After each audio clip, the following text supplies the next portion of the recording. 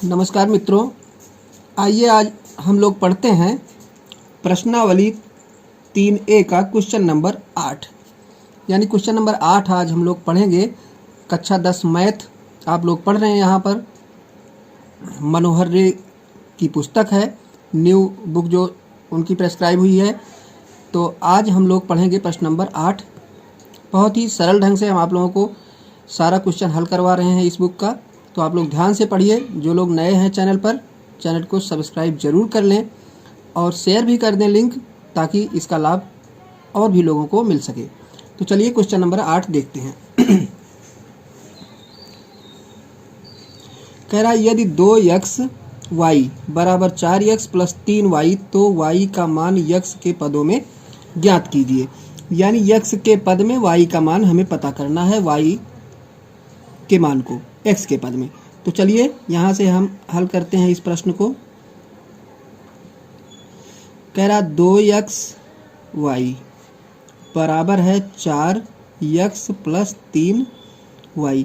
इसको कह रहा y का मान हमें पता करना है, यानी y का मान हमें निकालना है और x के पद में, कहने का मतलब x के पदों में रहेगा, y का मान हमें निकालना है। तो हम y इधर रखते हैं, बाकी सबको इधर ले जाएंगे। तो देखिए यहाँ पर 2xy है, 3y यहाँ भी है, तो इसको पक्षांतर करके इधर लाते हैं, 3y लिखते हैं माइनस करके। बराबर देखिए इधर 4x आपका बचा ही है। यहाँ से y हम कॉमन ले लेते हैं, क्योंकि y इसके पास भी है, इसके पास भी है। तो y अगर हम कॉमन लेते हैं तो बचेगा आपका 2x माइनस कितना 3 बचेगा, और बराबर 4x इधर है ही। अब y का मान तो हमें प्राप्त करना है, तो y बराबर हम लिख देंगे, ये इधर गुणा है, y गुणे इतना है, इधर जाएगा तो भाग हो जाएगा, यानी 4x भागे 2x माइनस 3 ये हो जाएगा। यानी y का मान देखिए, y का मान निकल आया और x के पद में निकल आया। तो यही इसका क्या हो जाएगा, राइट आंसर हो जाएगा। तो इस प्रकार से क्वेश्चन नंबर 8 आपका क्लियर हुआ। चलिए अब क्वेश्चन नंबर 9 पर चलते हैं। क्वेश्चन नंबर 9 कह रहा हल कीजिए x प्लस वाई बराबर 8 और x माइनस वाई प्लस 2 बराबर 0। तो चलिए इसको हल कर लेते हैं हम लोग। x प्लस वाई बराबर कितना है, 8 है। फिर देखिए ये जो है x माइनस वाई बराबर, इसको बराबर के दाईं तरफ ले जाएंगे तो क्या हो जाएगा, माइनस का 2। अब देखिए हम इसको जोड़ लेते हैं, दोनों समीकरण जोड़ने पर, दोनों समीकरण जोड़ लेते हैं तो देखिए जोड़ने पे कट जाएगा, प्लस माइनस है, और ये हो जाएगा 2x बराबर 8 में से 2 घटा देंगे तो 6, या x बराबर आपका हो जाएगा 6/2 बराबर 3। x बराबर कितना हो गया, 3 हो गया। अब इस x का मान रख देते हैं, x का मान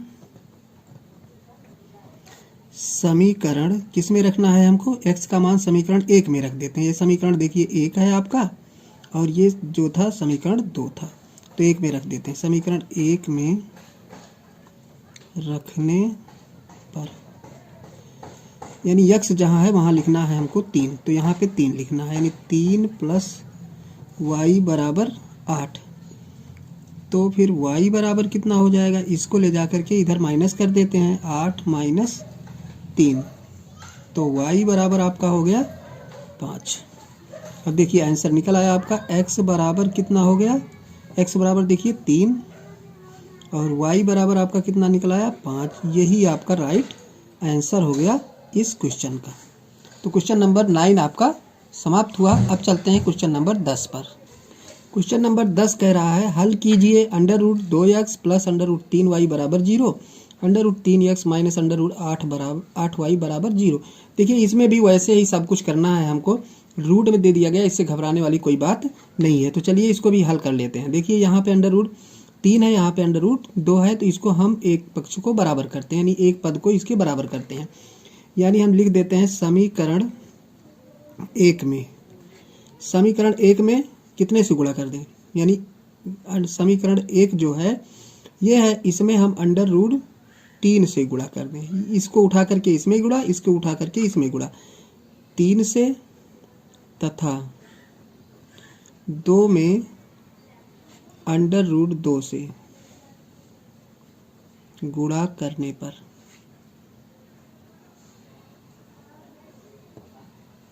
अब गुणा कर देते हैं, तो इसमें जब गुणा करेंगे तो ये बनेगा आपका √6, 3 दूना कितना हो जाएगा 6x, और प्लस ये बनेगा आपका 9 √9y, और ये आपका हो जाएगा बराबर कितना, 0 का 0 ही रह जाएगा।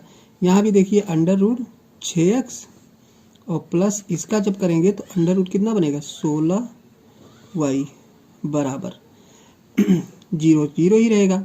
देखिए अब इसको हम क्या करते हैं, घटा लेते हैं, घटाने पर, तो जब घटाएंगे तो निशान सबका हम क्या करेंगे, चेंज करेंगे। ये तो आपका कट जाएगा क्योंकि सेम सेम है। यहाँ पे देखिए √3 का √9 का मान कितना हो जाएगा, 3 हो जाएगा। कितना होगा, 3 हो गया। ये सीधा हो गया आपका 3y, ये बनेगा। माइनस इसका वर्गमूल निकालेंगे तो 4y बराबर कितना है, 0 है। इधर क्या हो गया, 0 हो गया। 4y में से 3y निकाल देते हैं तो माइनस का y बराबर कितना है, 0, या y बराबर आपका कितना हो जाएगा, 0। y बराबर कितना आ गया, आपका y का मान आ गया 0। अब देखिए x का मान, x का मान हम कैसे फाइंड करते हैं, मतलब y का मान हम रख देते हैं कहाँ पे, समीकरण 1 में। y का मान समीकरण 1 में रखने पर, अब 1 में रख देते हैं। एक समीकरण यही है जहाँ y लिखा वहाँ क्या लिखना है, 0, तो √2x तो रहेगा ही, प्लस √3 गुणे 0 करते हैं बराबर 0 है ही, ये 0। अब कुछ करना नहीं है। यहाँ पे देखिए इसका मान 0 हो गया, बचा आपके पास √2x बराबर 0, या x बराबर आपका कितना हो गया, 0 हो गया। तो x बराबर हो गया 0 और y बराबर क्या आया, 0। ये आपका इस क्वेश्चन का क्या हो गया, राइट आंसर हो गया। तो क्वेश्चन नंबर 10 जो है आपका समाप्त हुआ। अब बढ़ते हैं हम क्वेश्चन नंबर 11 पर। चलिए क्वेश्चन नंबर देखते हैं 11। देखिए पहला समीकरण इसका है 3x - 8y बराबर 3 और x बराबर 3y दिया गया है, तो इसको हम कर लेते हैं।